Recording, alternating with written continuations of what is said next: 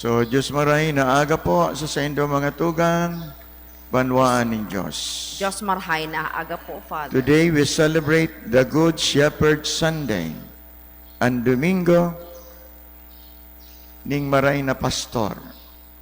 Ang Ebanghelyo tango niya nali sa Ebanghelyo ni San Juan, Kapitulo 10, versikulo 1 hasta 10, ipinapakilala ni Jesus ang kanyang sarili bilang mabuting pastor. Sinabi niya, ako ang pintuan ng mga tupa. Naparito ako upang sila'y magkaroon ng buhay at magkaroon ito ng sagana.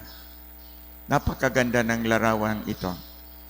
Ang pastol ay hindi lang basta tagabantay. Kilala niya ang kanyang mga tupa. Tinatawag isa-isa sa pangalan, pinoprotektahan sa panganib at ginagabayan sa tamang daan. Ganito tayo, kamahal ng ating Panginoon. Minsan sa buhay, para tayong mga tupang naliligaw.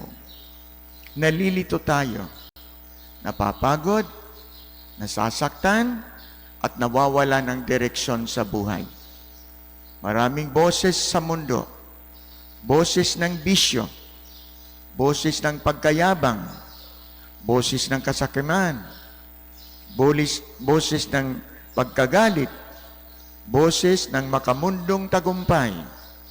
Pero ang tinig ni Jesus ay banayad at malinaw.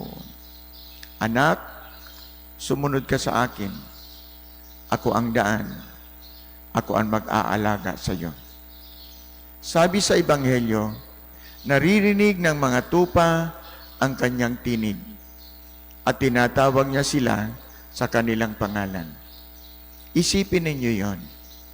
Kilala ka ni Jesus sa pangalan. Alam niya ang problema mo. Alam niya ang mga dinadaanan mong pagsubok sa buhay, araw at gabi. Ang mga lihimong dasal at mga pangarap mo sa buhay, hindi ka nakakalimutan ng Diyos. Ngayong araw din na ito ay we celebrate the World Day of Prayer for Vocation. We have 17 acolytes. We will be invested by surplus. Ang bokasyon ay tawag ng Diyos. Tulad ng pastol na tumatawag sa kanyang mga tupa.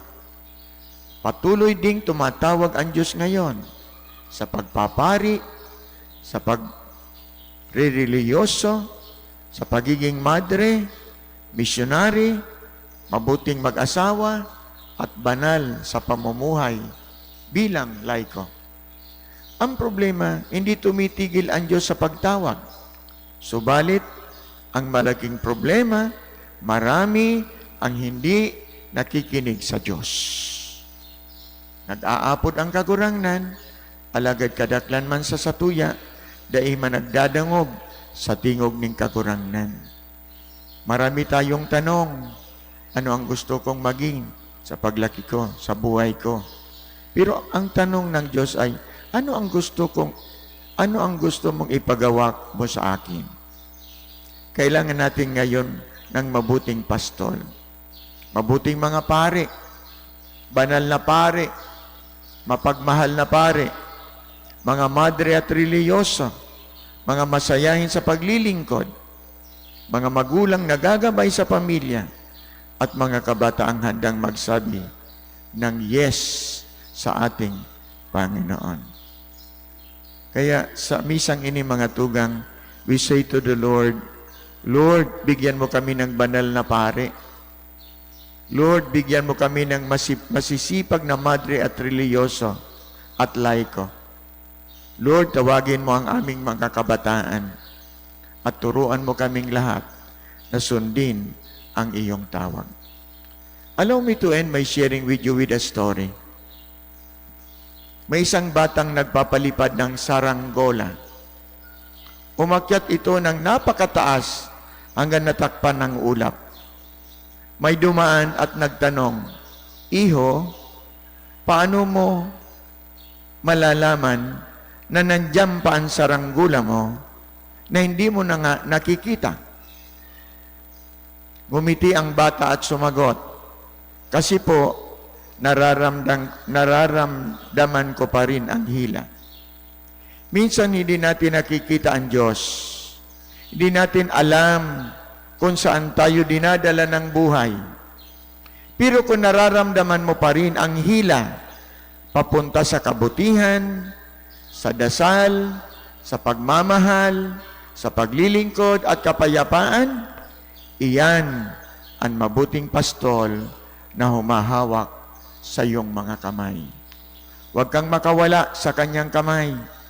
Sumunod ka sa kanya dahil ang mabuting pastol ay hindi magdadala sa atin sa kapahamakan, kundi ang mabuting pastol dadalhin tayo sa buhay na masagana.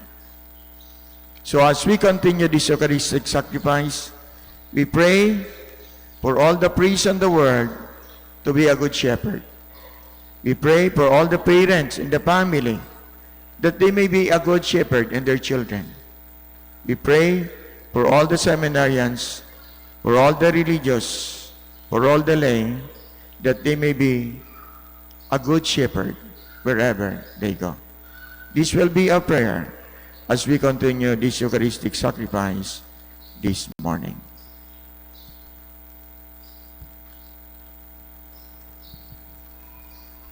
Isusunod po niya to ang investiture rights kan